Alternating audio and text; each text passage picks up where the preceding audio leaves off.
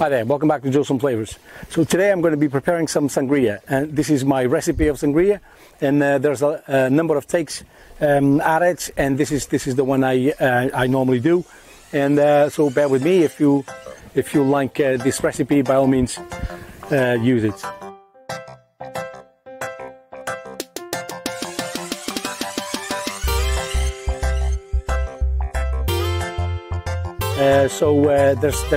There's no actual recipe for sangria. There's a few ingredients that are popular to be in a sangria, but there's no original recipe. So this is my take on it. So by all means, if you like it,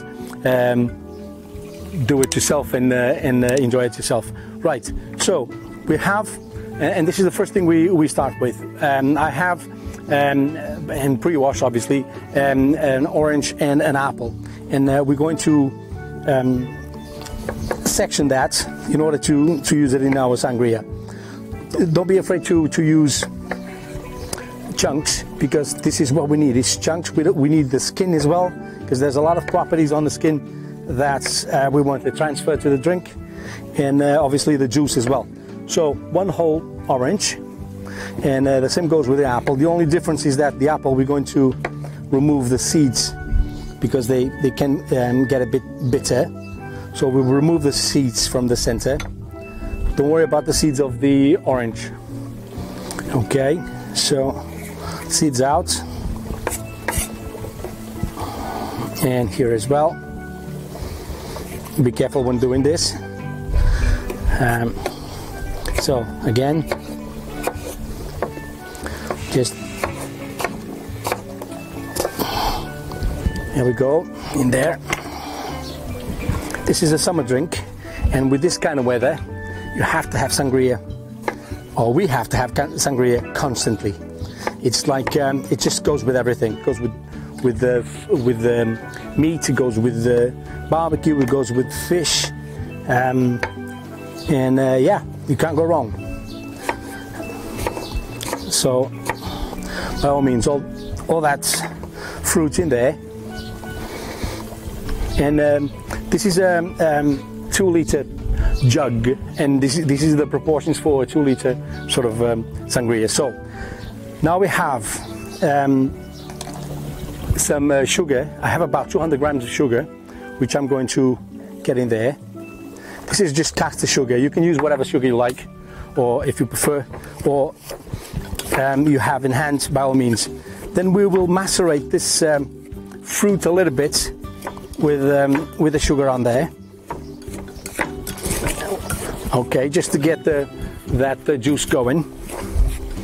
Then we have a couple of sticks of cinnamon.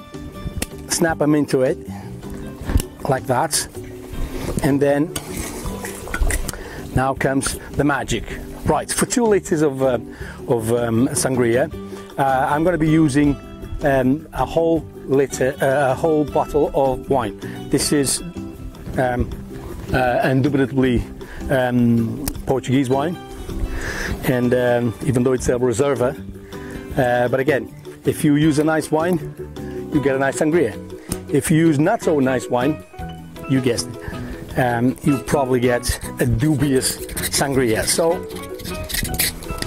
one of these, just pour the whole thing in there.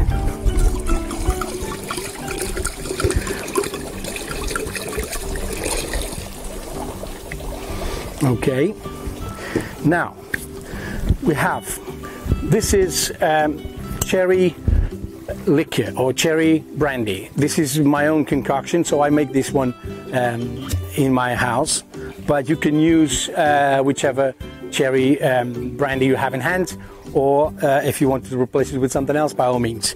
All of the spirits, I'm going to use roughly about 50 milliliters of each. Okay, so here we go.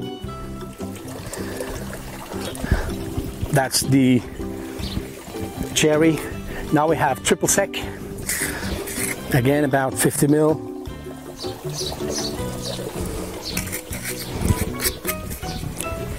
I have the measurements in my eyes already. Oh, so I want to believe. This is some Tia Maria, so coffee liqueur. This gives it a nice coffee aftertaste. And this is limoncello, again, homemade limoncello, which it's a citric sort of fresh spirit, which also gives it a nice tang. Right, and now we have our ice.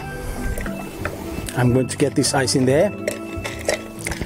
It's important to serve this as cold as possible. So we got that ice there, and now we should use some lemonade, any kind of lemonade.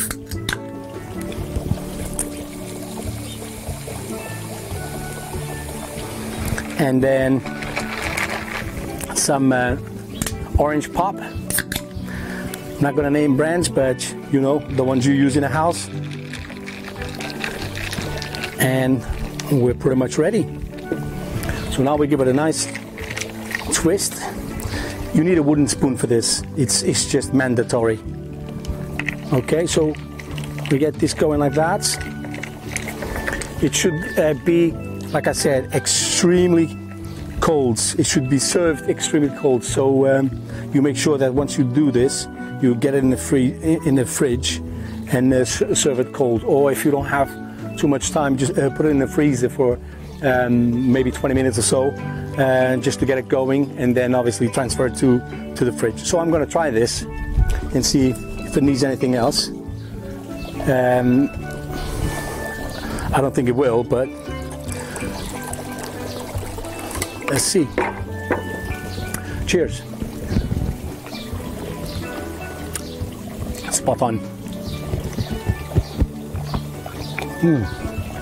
Nice and cold as well. Yeah, I almost forgot. This is mint. This gives it a very nice and herby, fresh feeling to it. So this, if you have it at hand, you should also use mint in your sangria. If you ask me 3 ingredients or 4 ingredients that go into sangria, after all of that, I would say wine, fruit, cinnamon, and mint. And those are the flavors that, once combined, give you this explosion of flavor. So yeah, so here's my sangria. Unfortunately, I won't be able to share it with you.